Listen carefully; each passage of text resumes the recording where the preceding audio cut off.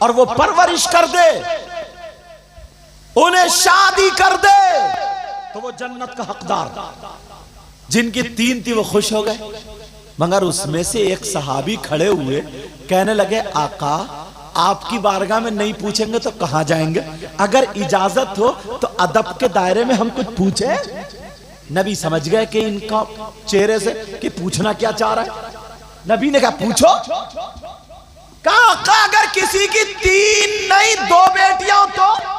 آج میں گفتگو کر رہے تھے، اللہ برکتیں فرمائیں، ہم سب کو عمل کی توفیق عطا فرمائیں۔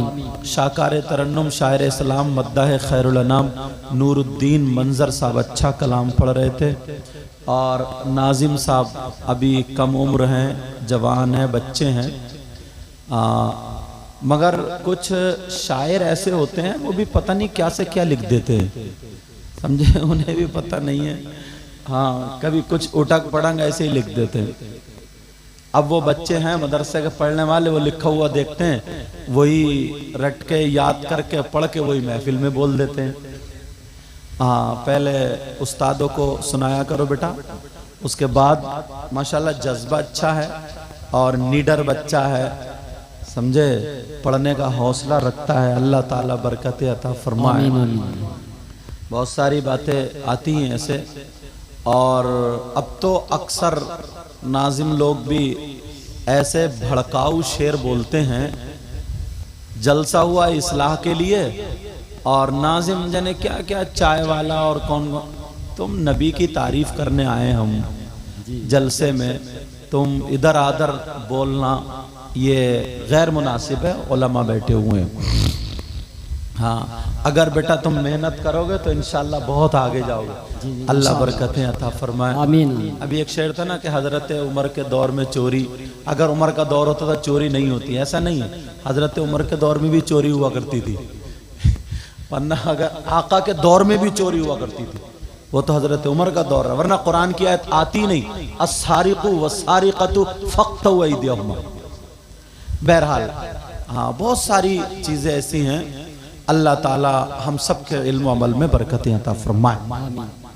بات چل رہی تھی، میں نے شروع کی تھی، تو میں حدیث شریف سے شروع ہوتا ہوں۔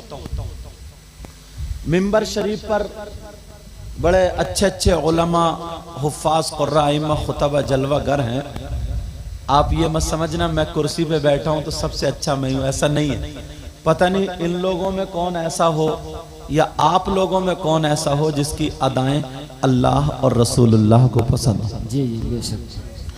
300 400 سال عبادت کرنے والا، بڑا متقی پرہیزگار، لوگ بھی اس کے نعرے، اور جدھر جاتا تھا واہ واہ واہ واہ، تھوڑا سا ایک تکبر آ گیا، غرور آ گیا، گھمنڈ آ گیا، سب ختم ہو گیا، کچھ بھی قبول نہیں۔ اور ایک شراب پینے والا، شراب کا کاروبار کرنے والا، اس نے اللہ کے نام کی تعظیم کی ہے دل سے، اللہ تعالیٰ نے اسے ولی بنا دیا۔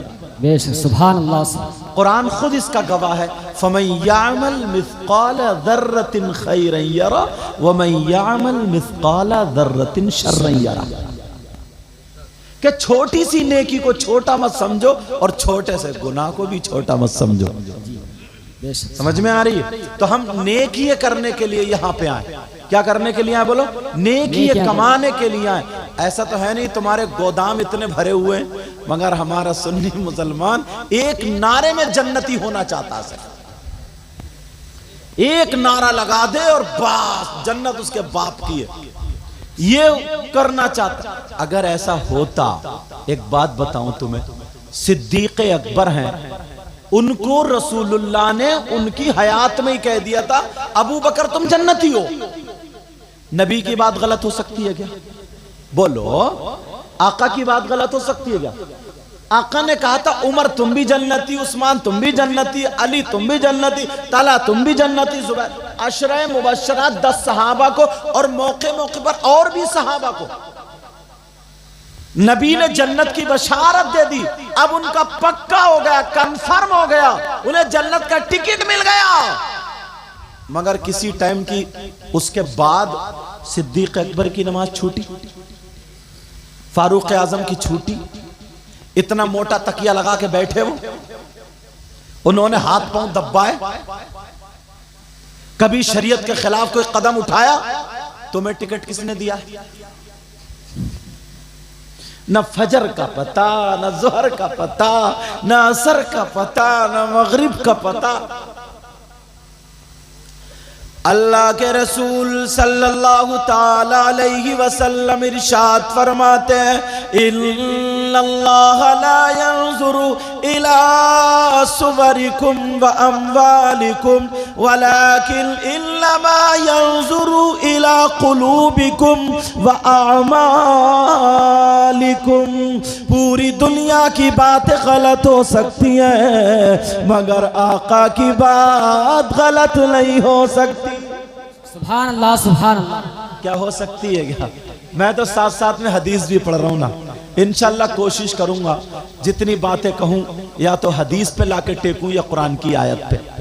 دعا کرو اللہ مجھے حق بولنے، آپ کو سننے اور ہم سب کو اس پہ عمل کی توفیق عطا فرمائے۔ آمین۔ آج میرے گلے کو مت دیکھو بہت بھاری چل رہا، اے سی میں لیٹ گیا تھا میں، اب اے سی کا ہی مزہ لے لو پھر، سمجھے؟ یہی وہاں ٹھنڈا کر دیا۔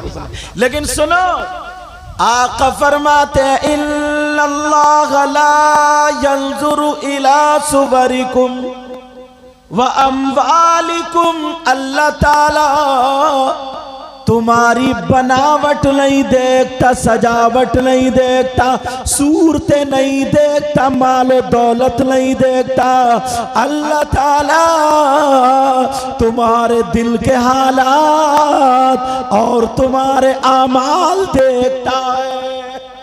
سبحان اللہ سبحان اللہ۔ یہ تو نبی کی بات ہے نا، آقا کی بات ہے یار، کیسے جھٹلا سکتے ہو، کیسے غلط کر سکتے ہو؟ ہے کوئی، آپ استنجا وہیں کریو، نہیں چلے، ہے کوئی ایسا جو نبی کی، ہاں نبی کی باتوں کو جھٹلا دے اس حساب، ہاں ہے کوئی ایسا جو نبی کی باتوں کو جھٹلا دے؟ اب سنو، یہیں سے ایک حدیث اور اٹھاتا ہوں، اگر اجازت ہو تو بولوں، سننا چاہ رہے ہو پیچھے والے؟ ایک بڑی پیاری حدیث کا مفہوم ہے، آپ بھی سنو بھائی، بڑی پیاری حدیث کا مفہوم۔ حدیث کا مفہوم یہ ہے کہ میرے نبی ایک مرتبہ صحابہ کے درمیان بیان کر رہے تھے۔ کیا کر رہے تھے بولو؟ بیان کر رہے تھے حضرت، اور بیان کا موضوع کیا تھا وہ بتا دوں۔